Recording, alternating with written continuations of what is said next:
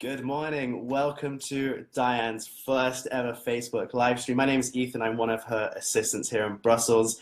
And I know you guys have been waiting for this for a very long time. We received over 100 questions. And this morning, Diane is going to answer your questions on the state of Brexit negotiations as MEP for the southeast of the UK. And so the first question came from Linda Grant. And she says, are we leaving the EU completely or not? Please give us a straight answer, Diane. No, we're not. And you've only got to look at the state of the negotiations. And Theresa May has given away so much already that, quite frankly, it will be Brexit in name only. It won't be a clean Brexit, which is what we all campaign for. And a lot of people have asked similar questions that most people, the 17.4 million people that voted to leave, are now very anxious that we do leave. A lot of people believe that we're not going to leave. And so Malcolm Williams says, Diane, simple question.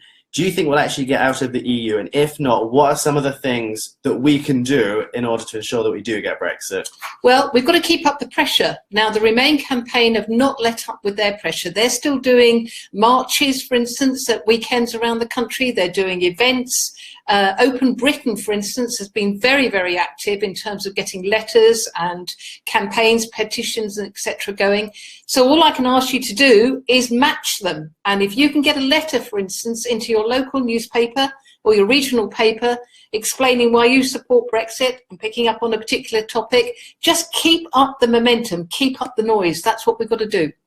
Perfect. And a lot of people are now starting to leave comments saying, good morning, Diane, from Phil and Paul. If you guys have any more questions for Diane, now is the time to leave your question in the comments. We'll do our best to get through as many questions as we can. And if we don't do them in this live stream, then we'll go through afterwards in the comments. Pam Burbridge says, is there any possibility of a Brexit agreement which simultaneously includes future trade or working relationships? Is this impossible? It's not impossible, but unless Theresa May actually starts to threaten the EU, and I do mean threaten the EU because they've taken all of the power positions so far, unless she really shows that trade is that important, and that unless the EU starts to be more reasonable and actually she threatens to walk away, nothing's going to happen on the trade deal. And talking of the trade deal that we're going to have, any future trade deal that we may have with Brussels, Darren says, do you think that we're going to agree a trade deal before December? So obviously before the negotiation period finishes, do you think it's possible the next couple of weeks that we're going to be able to get a significant trade deal with Brussels? Well, I believe in Father Christmas, so I guess I've got my fingers crossed, but no, I don't think we will. I mean, you just got to look at this. The EU has taken all of the positions. It's almost used the UK like a puppet, and it keeps just playing with the puppet strings. No, I don't think we'll have a trade deal. I don't even think we'll begin trade discussions before Christmas and before the New Year, potentially. John Osborne says, has democracy vanished in Britain? No, I don't think it has vanished. I mean, I'm looking, for instance, at the petition that has been so successful in terms of those soldiers that were imprisoned in India. You know, that's what democracy is all about, sending a very, very clear message from the people to our representatives in the House of Commons, and in this instance, getting the Foreign Office to actually ensure that those individuals were freed. So, no, I don't think democracy's over, but I do think it's under threat, and that I would agree with.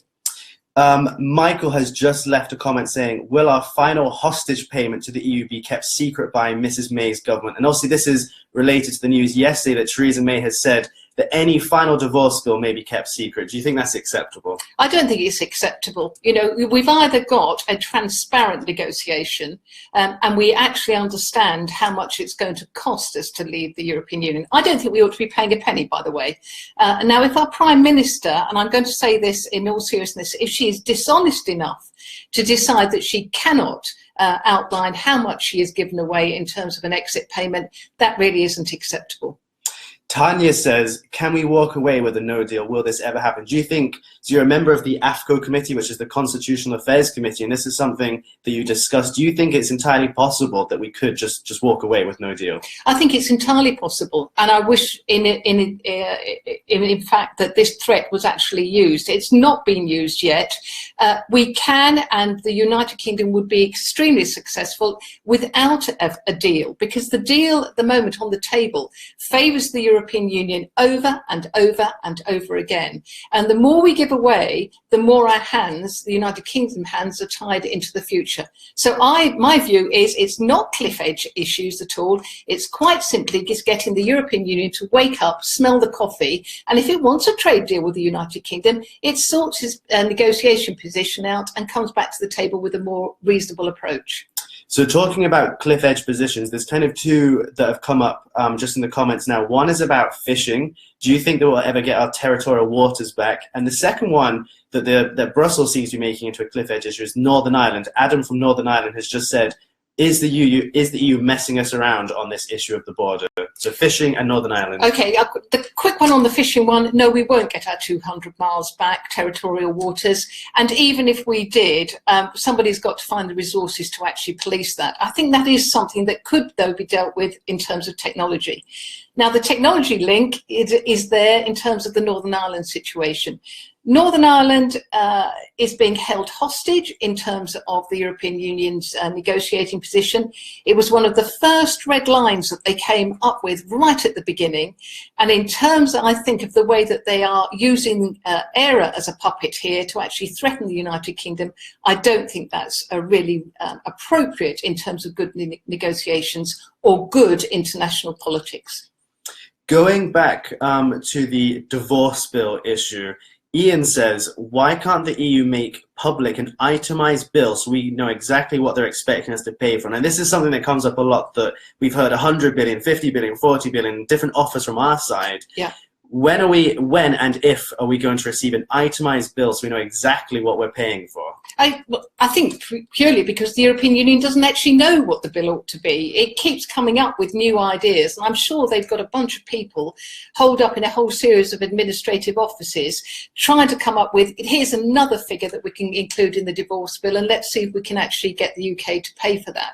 When it comes down to it, there should be no exit bill. There was nothing in Article 50 that said an exit bill needed to be agreed. So the more the United Kingdom sticks to that line, the better it would be. Nick has just asked a really interesting question. He says, if we had a different Prime Minister, presumably Jeremy Corbyn, do you think the state of Brexit negotiations would be a lot more different than they are now? It would be different, but it would be worse. Jeremy Corbyn has been very, very clever. As an individual, he's made a point of being almost ambiguous in terms of Brexit. He sometimes seems to be a Brexiteer, and other times he becomes a Remainer. But in terms of his party's position, they want to stay in the single market, they want to stay in the customs union. They want to stay, if you like, in all of the aspects that mean Brexit wouldn't happen under a Labour government. David Clough just simply states, why don't we just walk away? What do you think about just walking away at this stage of the game? I think we ought to walk away. We've got Christmas coming up. We've got New Year coming up. We've got ERA in real problems with their internal government and politics there. Germany's exactly the same. France, which doesn't get too much of a mention. Macron's not doing particularly well there either. There is a huge amount of upheaval in some of the Eastern European states as well. I think our Prime Minister could quite easily say, sort out your own backyard and then come back to us in the new year and we'll sit down and we'll get a bit more serious about this. That's how I would handle the negotiations, but I'm not Prime Minister. So Mark Shito says, why are Ireland being difficult? You just mentioned Ireland. They owe the EU zero and we're their biggest trading partner. Do you think, I mean, today we know there's going to be the crunch talks with the government. Yeah. The government may collapse there. And obviously Brexit is a really big issue for them. Yeah. Why do you think Ireland are being so difficult with us? I think there's two issues there. One, at the very, very beginning, the EU position was going to be it's 27 against 1. And every single remaining 27 member state actually had to sign up to that. The second aspect, quite frankly, is ERA is fundamentally dependent on EU membership to keep its economy going. We all know about the problems it had a few years ago. It cannot be seen to actually upset the negotiations because of those two reasons. And talking about this EU unity, a couple of weeks ago, only 23 out of the 28 EU nations signed up to the PESCO agreement. So this is the formations of a European army, which Nick Clegg told us was a complete fantasy and a dangerous lie. Adrian says, do you think that there's still the possibility that we'll join an EU army? Boris Johnson said that we would be supportive from the outside. Do you think that we're wedded in some capacity, or in the future we may join such an Well, arrangement? we're wedded already, because every time a decision is made by the European Union, be it the Council, the Commission or the Parliament, because the UK has not yet left, and it will not leave until that signature is dry on a document, we actually have to absorb, and we have to adhere to, we have to accept all of those directives and regulations and rules. Now, when it comes down to it, the United Kingdom has been contributing, if you like, to EU defence strategies, normally on the basis of so-called humanitarian situations, but we've been included in those for some considerable time. So we're already there. It's only if we actually leave the European Union, when and if that happens, that we can actually call a halt to that and redesign what we want to do in terms of defence cooperation. Roger Phillips says the decision to exclude us from the City of Culture, one of the EU's programs that it offers, proves just how spiteful and small-minded these people are to deal with. Why are we offering them anything? Any figure agreed should be put to a public vote. So he has a couple of questions there. There's the issue about the European City of Culture, which we've been told you don't even need to be a member of the European Union in order to be eligible. And cities have already wasted thousands of pounds in UK putting forward a bid.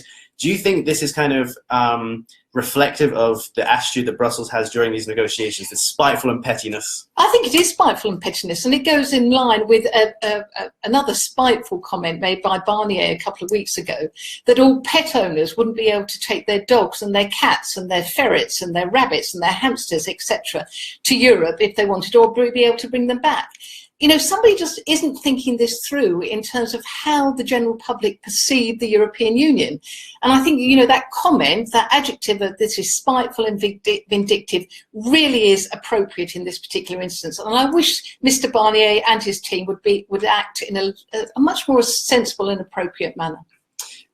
Chris Watson has put, why can't people realise we voted to leave? Not to half leave, not to quarter leave, to fully leave the EU, a vote being ignored by many. And this kind of goes on the back of Vince Cable just recently said there's only a 20% chance that we'll leave. What do you think of that? I mean, in terms of the leave, when you voted to leave, when you campaigned for a leave, what did that involve for you? What is a clean Brexit for you? A clean Brexit is actually to turn around and say, look, we tried for 2 years, we haven't got the deal we hoped we would get, and as far as we're concerned, the United Kingdom is now no longer a member of the European Union. We don't actually have to abide by any of your directives, rules, regulations. We are going outside, we're going to do our own trade deals, we're going to have our own, if you like, defence cooperation based on the NATO principle, etc. And we are going to reinstate our own border control. Those are the sort of issues that I campaigned on. And I want to see the ECJ with no jurisdiction whatsoever in the United Kingdom. There's nothing wrong with any of that. It's not actually particularly hard to do. But when you have a government that's half-hearted, and I do mean half-hearted about Brexit, that's why we're in the position we're in. There was a comment earlier from Andy. What is your position on the transition period? I don't think it's necessary. Article 50 says quite explicitly 2 years and then a reasonable extension period according to both parties agreeing to that. Now, I don't know what the definition of reasonable might be, but reasonable for me would be nothing more than maybe 6 months, probably actually nearer to 3. But, you know, we're talking, or we hear from the Prime Minister, something in the line of 2 years. The longer the transition period is, the more likelihood there is of the EU turning around and saying, no, we need another 3 months, we need another 6 months, we need another year. And then, of course, we get to a United Kingdom general election, and potentially the whole issue of Brexit just gets binned. Jean Difford has a really valid point. She says, why aren't the negotiations being held every day, 5 days a week, the same way ordinary people have to work? Do you think that potentially some of the lack of progress being made is the fact that the two sides aren't meeting enough? No, I don't think it is. I think, you know, the United Kingdom was caught seriously on the hop. You've only got to go back to David Cameron. He had no plan B. He never ever thought he was going to lose the referendum. And therefore there was no preparation from the United Kingdom in terms of Brexit. So I fully understand that the United Kingdom is really having to try and get its act together.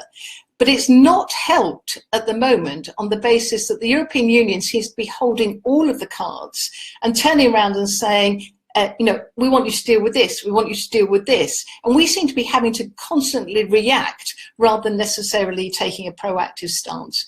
Whether actually we could have negotiations every day, I don't think that's realistic, but I certainly don't see any reason why we couldn't have a meeting once a week, maybe on a Friday, on the basis that you would then have Monday through to Thursday to work on the previous information that was discussed from the previous week, make out some final decisions and work forward on in terms of the agenda for the next week.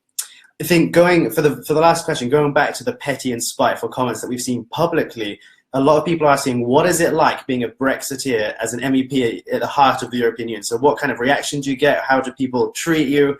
People want to know what it's like standing up for actually the majority of the country in a place that actually you're the minority. It's not pleasant. And, I go home most weeks and I'm, pretty fed up. I don't like being ignored. I don't like being sneered at.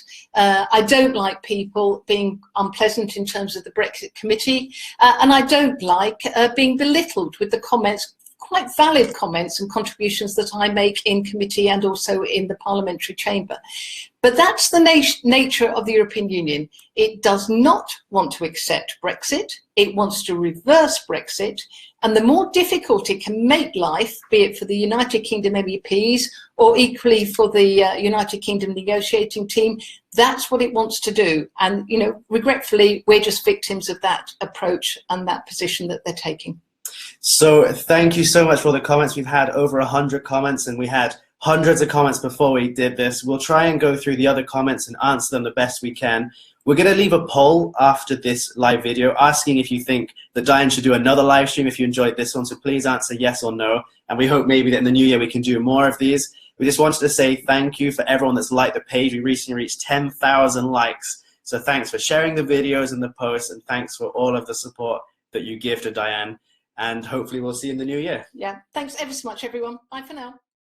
You didn't frankly have the balls to put country before party.